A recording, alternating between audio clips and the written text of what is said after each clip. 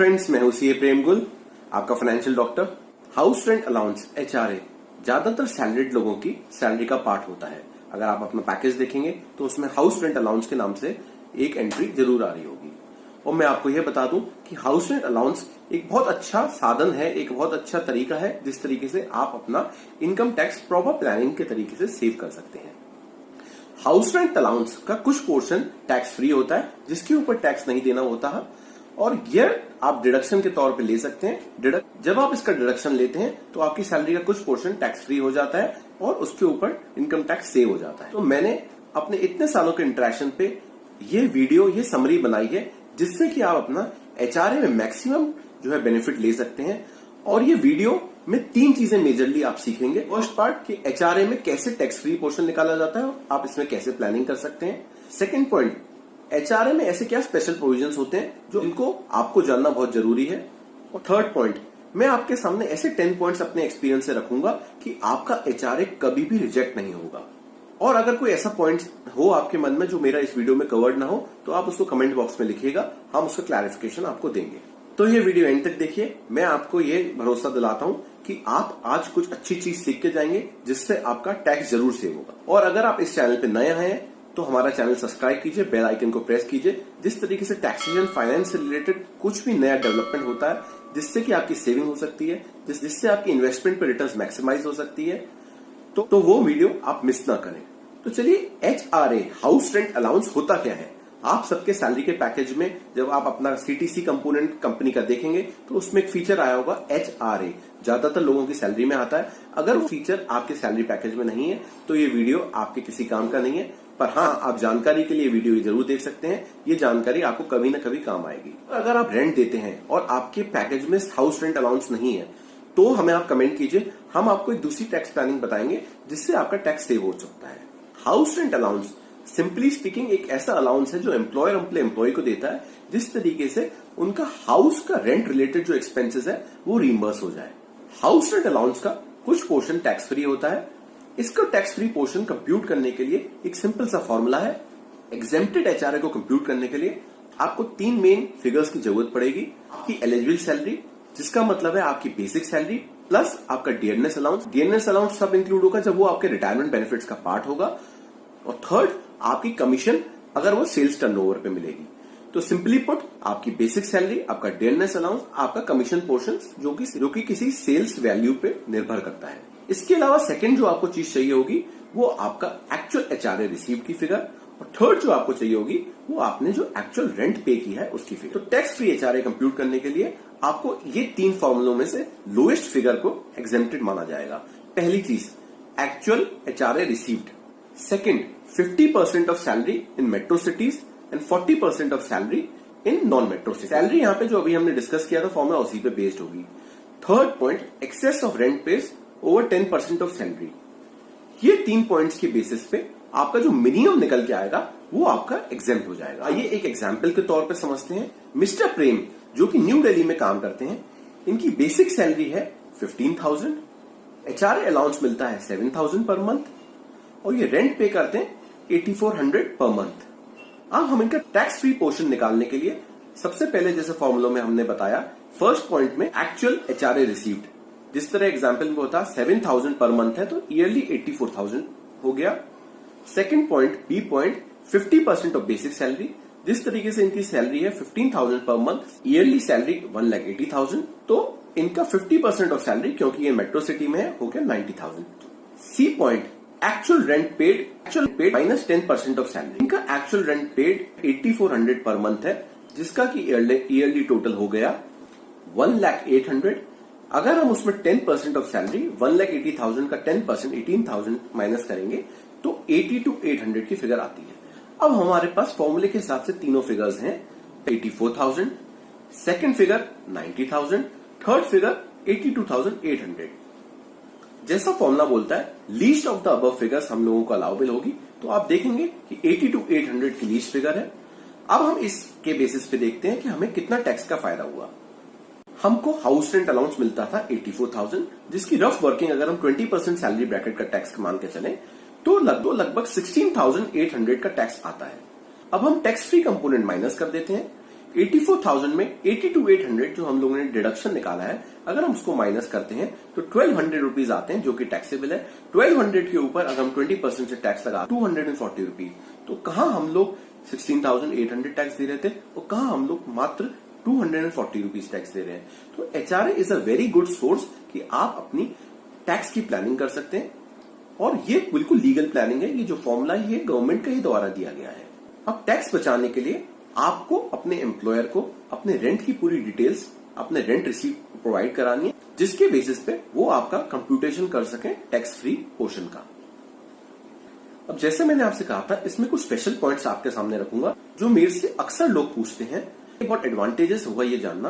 पहला पॉइंट जो अक्सर हमसे पूछा जाता है वह कि क्या हम अपने फैमिली मेंबर्स को, अपनी वाइफ को इसको रेंट दे। तो इसके सिंपल पॉइंट को मैं दो तरीके से आपके सामने रखूंगा। पहला तरीका कि आप अपने पेरेंट्स को या अपने क्लोज रिलेटिव्स को इसको रेंट दे सकते हैं।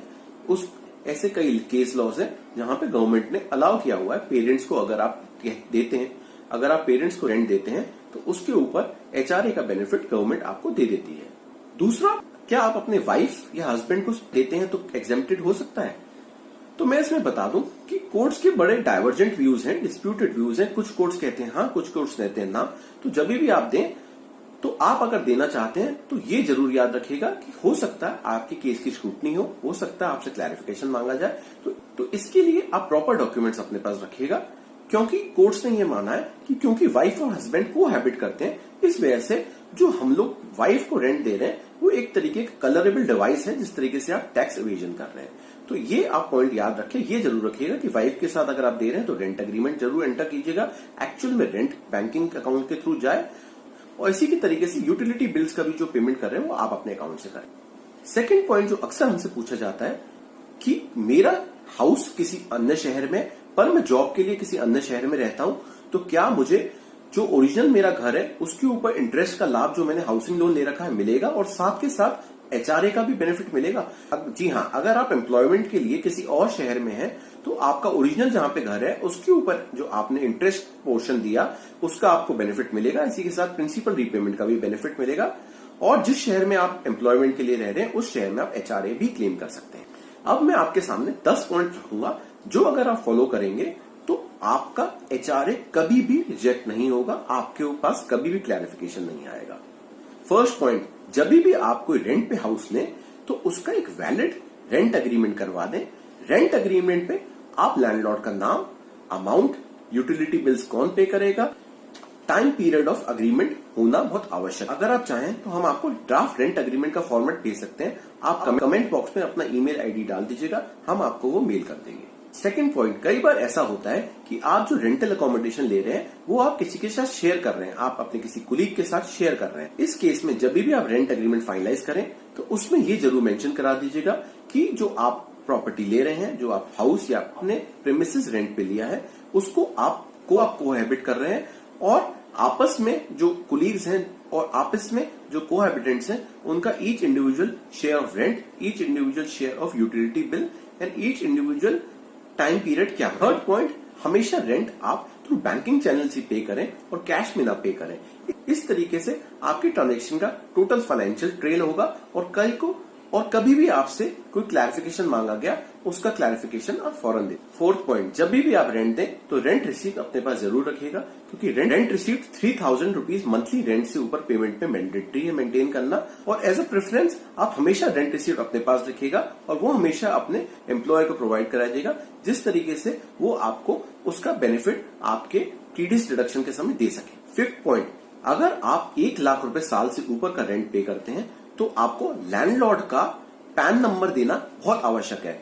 जब तक आप अपनी रेंट रिसीप्ट में लैंडलॉर्ड का पैन नंबर नहीं देंगे तब तक आपके एम्प्लॉयर आपको लोअर टैक्स डिडक्शन का बेनिफिट नहीं देंगे। तो ध्यान रखिएगा, अगर 1 लाख से ऊपर आप रेंट देते हैं तो पैन नंबर लैंडलॉर्ड का देना आवश्यक है। 6 पॉइंट, ऐसे कई सर्कमस्टेंसेस होते हैं जब लैंडलॉर्ड का पैन नंबर अवेलेबल नहीं होता। ऐसे केसेस में फॉर्म 60 में आपको लैंडलॉर्ड से डिक्लेरेशन साइन करा के अपने एम्प्लॉयर को देना पड़ेगा कि लैंडलॉर्ड को हम लोग रेंट 1 लाख से ऊपर दे रहे हैं पर उनके पास पैन नंबर नहीं है, इसके लिए हमने आपको ये डिक्लेरेशन प्रोवाइड किया। 7 पॉइंट, अगर आपने पैन नंबर नहीं दिया ना ही डिक्लेरेशन दिया है तो जो एम्प्लॉयर है वो आपका फुल रेट पे टीडीएस काटेंगे, आपको कोई भी एचआरए एग्जेम्पशन नहीं देंगे। पर आप एचआरए एग्जेम्पशन जब आप अपनी individual income tax return file करें तब आप उसका एचआरए का exemption tax free component self basis पे कंप्यूट करके अपनी इनकम टैक्स रिटर्न में भी क्लेम कर सकते हैं। कई केसेस में ये देखा गया है कि जब आप रेंट देते हैं तब रेंट का कंपोनेंट चेक से दे देते हैं, सोसाइटी मेंटेनेंस चार्जेस आप कैश से देते हैं। ऐसे केसेस में ये प्रेफरेबल है कि आप दोनों का रेंट का प्लस मेंटेनेंस चार्ज का कॉम्पोजिट अग्रीमेंट करें और उसका पेमेंट आप चेक से करें, कोई कैश इन्वॉल्व ना करें, जिस तरीके से आपका रेंट बढ़े और आपको ज्यादा बेनिफिट मिल सके अपना एचआरए डिडक्शन के समय। 9 पॉइंट, बहुत इंपॉर्टेंट पॉइंट, जब भी आप अपने किसी फैमिली मेंबर को रेंट देते हैं और उसका डिडक्शन लेते हैं, जैसे अपने पेरेंट्स को या अपनी वाइफ को, तो ये जरूर इंश्योर करिएगा कि उनके साथ प्रॉपर रेंट एग्रीमेंट एंटर्ड है और वो अपनी इनकम टैक्स रिटर्न में इस अमाउंट को दिखाते हैं एज इनकम, और आप जो पेमेंट करते हैं और ये इंश्योर कीजिएगा कि जो भी रेंट है एक्चुअली थ्रू बैंक ट्रांजेक्शन उनको आपने ट्रांसफर किया है। सिर्फ ऑन पेपर्स अगर आपने ऐसा कोई ट्रांजेक्शन किया है तो आपको जब एक्चुअल में कभी क्लैरिफिकेशन डिपार्टमेंट से मांगा जाएगा तो आपको परेशानी आ सकती है। 10th पॉइंट आप जरूर नोट कीजिएगा कि जब भी आप किसी को 50,000 रुपीज पर मंथ से ऊपर रेंट देते हैं तो आपको 5% एज टीडीएस डिडक्शन करना मैंडेटरी। अगर आपने ये 5% टीडीएस डिडक्शन नहीं किया तो आपके ऊपर पेनल प्रोविजन की तरह कार्रवाई हो सकती है। इसी के साथ नॉन रेजिडेंट्स को जब आप पेमेंट करते हैं ऑफ रेंट तो ये 5% से ज्यादा रेट है, हर साल चेंज होता रहता है टीडीएस। तो आप जिस साल भी रेंट का पेमेंट करें इंश्योर कीजिएगा उस साल का रेट आप कंफर्म करें। तो ये हमारे 10 पॉइंट्स थे और मुझे उम्मीद है ये 10 पॉइंट्स आपको बहुत एडवांटेज देंगे। आप जब भी अपने एचआरए क्लेम दें तो इन 10 पॉइंट्स को इंश्योर कीजिएगा कि ये आपने फॉलो किया है। जिस तरीके से मैंने आपको बताया कि एचआरए का क्लेम सिर्फ वही ले सकता है जो रेंटेड हाउस पे रहता है। अगर आप अपने हाउस पे रहते हैं तो आपको एचआरए का कोई डिडक्शन नहीं। इसी के साथ अगर आप रेंटेड हाउस पे रहते हैं और आपको एचआरए अलाउंस नहीं मिलता तभी भी आप इसका बेनिफिट नहीं ले सकते, तब आपको दूसरे सेक्शन में बेनिफिट मिलता है। जिसको भी ये जानकारी चाहिए आप कमेंट कर दीजिएगा, हम उसका आपको पूरा ब्यौरा प्रस्तुत करेंगे। आप सब लोगों के बेनिफिट के लिए एक एचआरए एग्जेम्पशन का कैलकुलेटर हमने आपके लिए यहाँ अटैच किया है। आप उसमें अपनी सैलरी इन्फॉर्मेशन फीड कर सकते और अपना टैक्स एग्जेम्प्टेड पोर्शन कंप्यूट कर सकते। इनकम टैक्स के रिलेटेड कोई भी आपकी क्वेरीज हो आप कमेंट कीजिए, हम उसका आपको क्लैरिफिकेशन उपलब्ध कराएं। अगर आपको ये वीडियो पसंद आया होगा तो लाइक बटन और ये वीडियो शेयर करें और हमारे चैनल को सब्सक्राइब करें। हमारी कोशिश ये रहेगी कि हम आपको इनकम टैक्स के से संबंधित जहां भी प्लानिंग पॉसिबल है टिप्स एंड ट्रिक्स आपको बताते रहें, जिस तरीके से आप मनी सेव करें। और हमारे चैनल का जो मोटो है कि let's be rich, let's make money, let's create wealth, वो सक्सेसफुल हो।